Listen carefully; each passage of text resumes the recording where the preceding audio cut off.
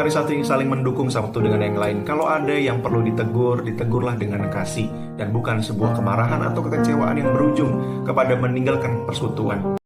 Selamat malam Bapak Ibu Saudara yang saya kasih dalam nama Tuhan Yesus. Malam hari ini kita kembali akan merenungkan kebenaran firman Tuhan yang diambil dari Titus pasal yang pertama ayat yang ke-7. Kalau di beberapa waktu lalu kita sudah membahas tentang seorang pelayan Tuhan atau orang yang memperbaiki gereja, memiliki hubungan yang baik dengan keluarganya sendiri. Dan malam ini kita juga akan melihat kelanjutan dari syarat-syarat seorang yang mengatur gereja. Dalam konteks ini adalah para pelayan Tuhan. Sebelumnya kita berdoa. Bapak Surgawi, kami mengucap syukur malam hari ini kami sejenak akan merenungkan kebenaran firman-Mu.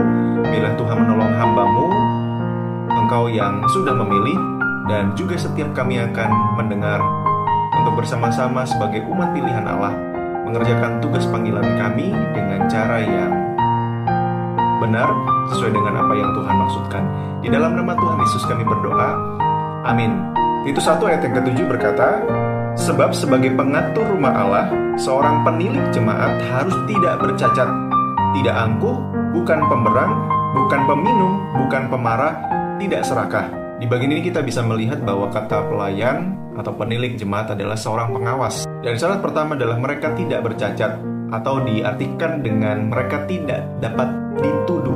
Kalau kita lihat di ayat yang ke-7 sampai ke-9, seharusnya itu juga dilakukan dengan tanpa cacat dan tidak tertuduh, melainkan suka memberi tumpangan, suka akan yang baik, bijaksana, adil, saleh, dapat menguasai diri, dan berpegang kepada perkataan yang benar, yang sesuai dengan ajaran yang sehat, supaya ia sanggup menasihati orang berdasarkan ajaran itu dan sanggup meyakinkan penentang-penentangnya.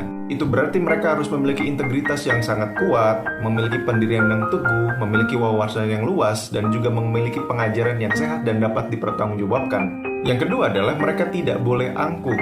Artinya mereka tidak boleh mencari kepuasan atau kesenangan sendiri.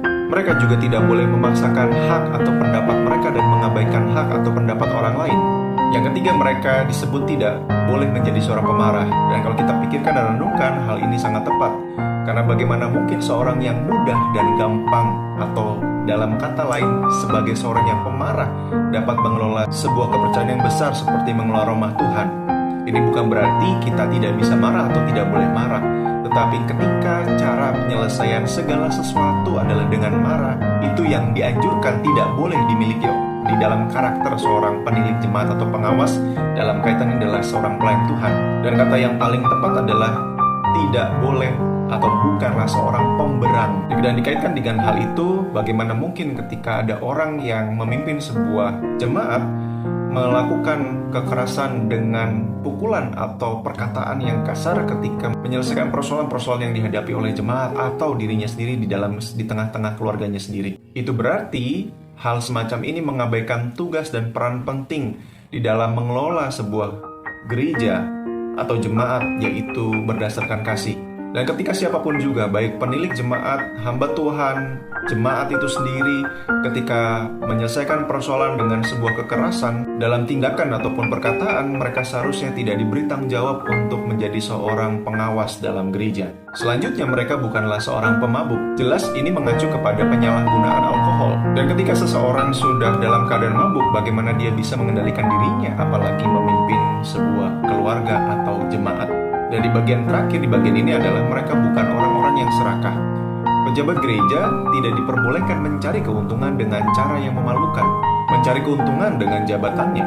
Dan di sisi lain, ketika seorang pejabat gereja melakukan hal-hal yang demikian, mencari keuntungan dengan cara yang salah, pasti akan mendatangkan persoalan-persoalan baru, dan bukanlah orang yang bisa mendatangkan pemulihan. Bapak Ibu Saudara, seseorang yang dipercaya memegang sebuah jabatan adalah sebuah hak istimewa.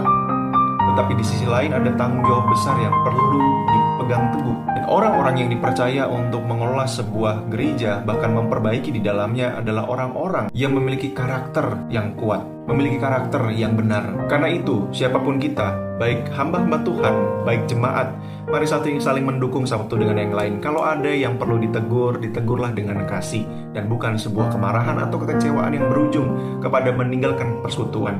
Dan Bapak Ibu Saudara, ini pentingnya untuk mendoakan hamba-hamba Tuhan setiap hari, untuk mereka tetap berpegang teguh kepada kebenaran yang akan menolong setiap kita, jemaat Tuhan, untuk juga ikut ambil bagian dalam rancangan dan karya yang dinyatakan Tuhan melalui gerejanya. Amin, kita berdoa. Bapa Surgawi, kami mengucap syukur. Di tengah-tengah kami ada orang-orang yang Tuhan pilih untuk memimpin kami.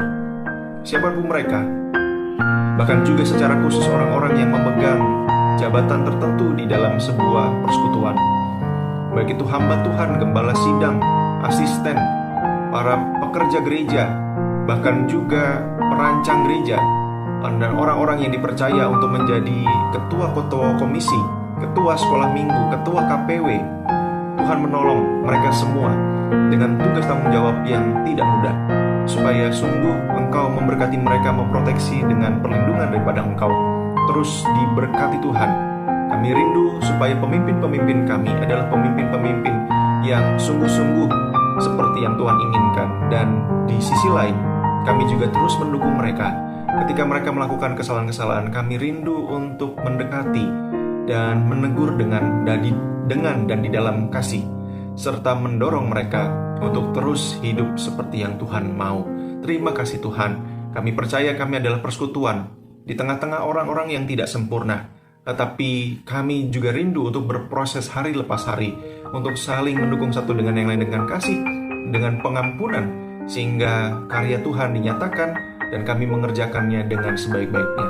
Terima kasih Tuhan. Di dalam nama Tuhan Yesus kami berdoa. Amin.